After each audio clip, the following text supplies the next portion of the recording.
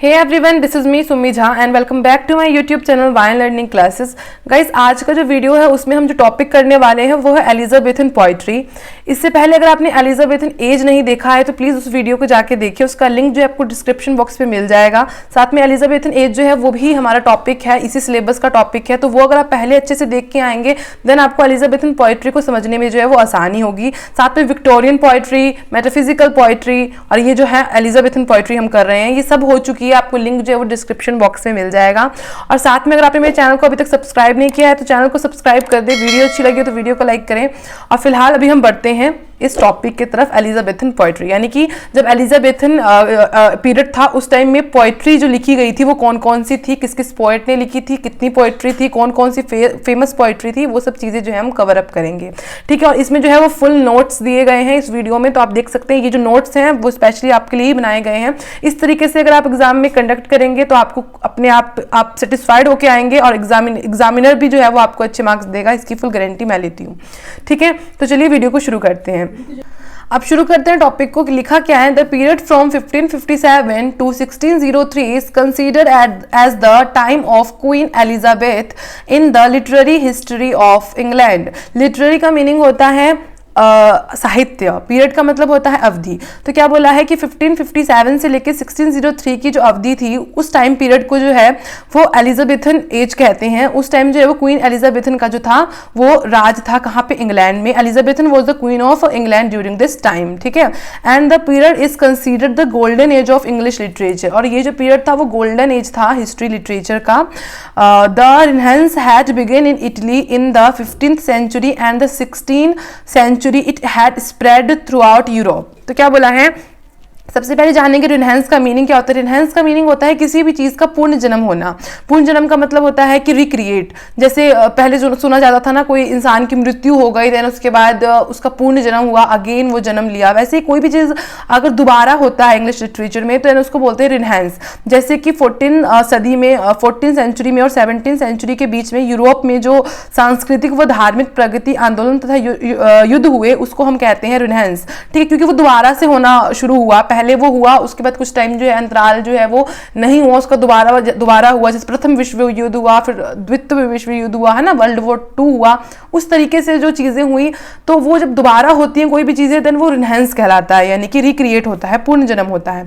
तो ये रिनेसांस कब शुरू हुआ, इटली में 15th century में शुरू हुआ और 16th century में जो है ये पूरे यूरोप में जो है वो फैलना शुरू हो गया।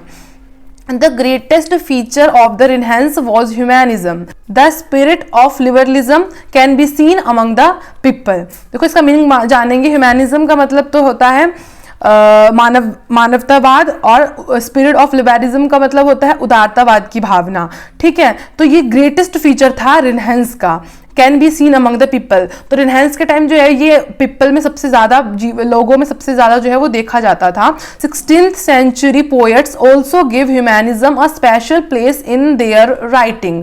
तो वो जो अपना रचना करते थे उसमें जो पोएट अपनी रचना करते थे उसमें वो भी मानवतावाद का बहुत स्पेशल जगह रखते थे अपनी पोएट्स के अंदर, अपने पोएम्स के अंदर। पोएट्स जो थे, these poets taught people the lesson of humanism. तो ये जो पीपल थे, ये जो पोएट थे वो पीपल को क्या सिखाते थे ह्यूमैनिज्म, यानी कि मानवतावाद सिखाते थे। और against the strict rule of the Catholic church, और जो कैथोलिक चर्चेज हुआ करते थे, गिरजाघर हुआ करते थे, उसके अगेंस्ट भी जो स्ट्रिक्ट रूल जो होते थे वो सिखाया करते थे।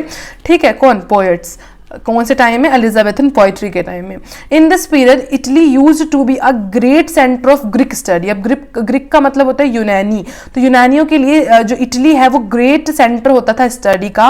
Where all the people of the world used to go to study Greek, जहाँ पे पूरे दुनिया के लोग जो है वो जाते थे ग्रीक सीखने के लिए। Some of these scholar became influential poets who made Elizabethan age a glorious. Glorious का मतलब होता है गौरवशाली period with their major works. तो इस टाइम में क्या हुआ, जो पोएट्स थे उन्होंने इसको गोल्डन पीरियड बनाया, गौरवशाली पीरियड बनाया, इस काम को इस तरीके से करके लोगों तक जो है वो मानवतावाद पहुंचा के। ठीक है, अब बढ़ते हैं आगे नेक्स्ट पेज पे।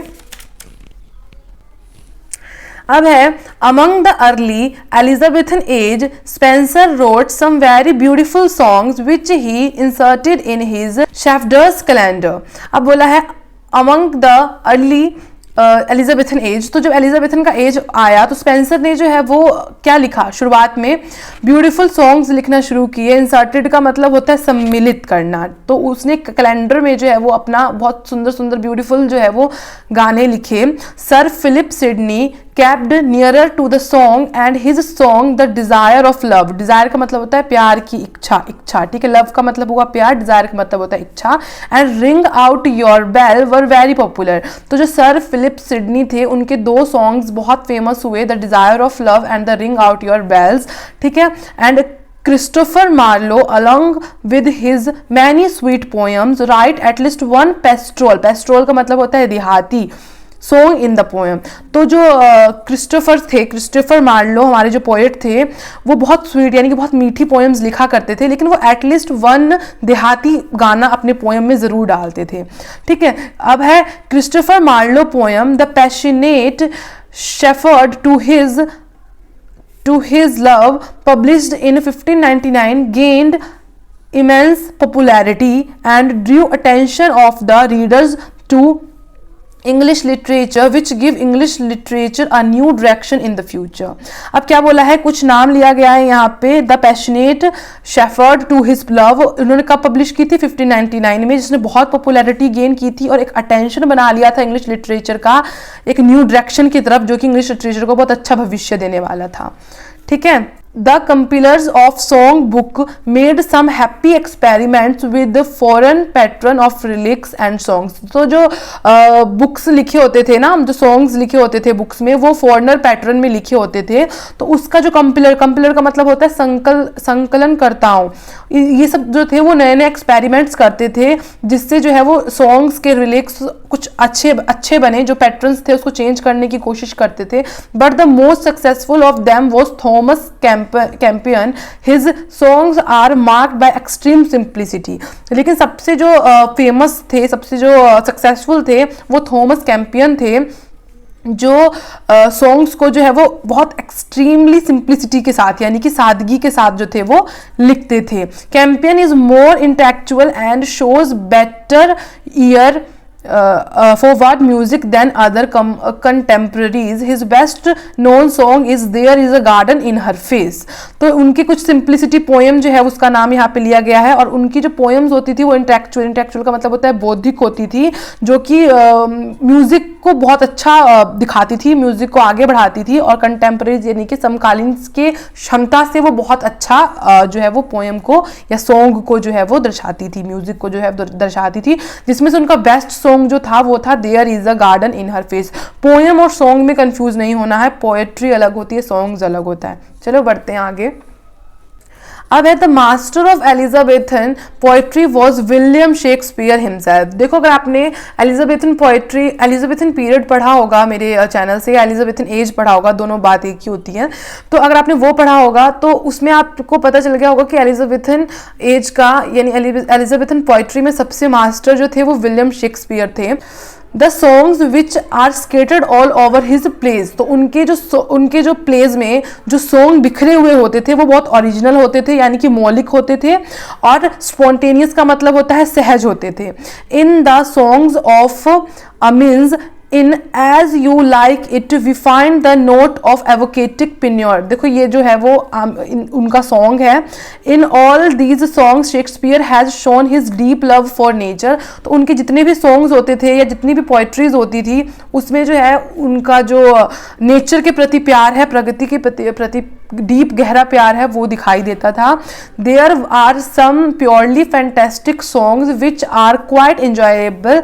तो कुछ ऐसे सॉन्ग्स होते थे वो जो बहुत फैंटेस्टिक होते थे और इंजॉयबल होते थे। For example a few poems strike a deeper note like the dirge in क्लाइमलाइन। ठीक है, ये जो है वो इनका बहुत फेमस जो है वो क्या है सॉन्ग है। अब चलते हैं आगे। Ben Jonson also wrote many poetries. तो बेन जॉनसन की बात की जा रही है, ये तो बहुत फेमस पोएट्स हैं इस टाइम के, इनके वजह से ही यानी कि विलियम शेक्सपियर की वजह से, बेन जॉनसन की वजह से और मार्लो की वजह से, इन सब की वजह से जो है वो एलिजाबेथन एज जो है वो गोल्डन पीरियड जो है वो बन पाया है। ये मैंने पहले ही बताया था। तो बेन जॉनसन ने भी पोएट्री लिखी थी, कौन सी come my Celia and drink to me only with thine eyes, Elizabethan poetry and lyrics are the pure growth of English literature. तो इनकी भी 2 पोएम्स बता दी गई हैं, पोएट्रीज बता दी गई हैं कौन कौन सी इन्होंने लिखी है, और साथ में ये बोला है कि एलिजाबेथन की जो पोएट्री थी, जो रिलिक्स थे, वो जो है वो बहुत प्योर ग्रोथ लेके गए, यानी कि बहुत पवित्र वाला ग्रोथ जो है वो लेके गए, इंग्लिश लिटरेचर को ऊंचाइयों पे लेके गए। Generally breathe the fragrance of love and of the English countryside. तो इस तरीके से जो है जो फ्रेगनेंस ऑफ लव होता है और इंग्लिश के लिटरेचर के लिए, उस तरफ जो है वो ये जो पीरियड ऑफ टाइम था, ये जो एलिजाबेथन पोइट्री का टाइम था, ये इंग्लिश लिटरेचर को बहुत आगे ले गया इस पोइट्री के टाइम पीरियड में।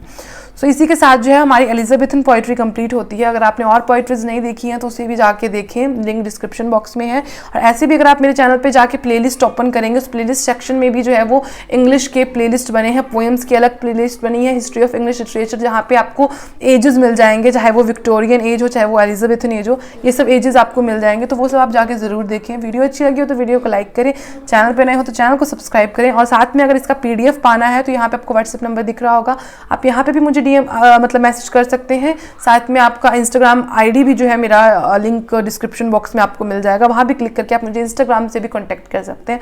Thank you so much. Keep learning with wine learning classes. मिलते हैं नेक्स्ट वीडियो में, तब तक के लिए जय हिंद, वंदे मातरम।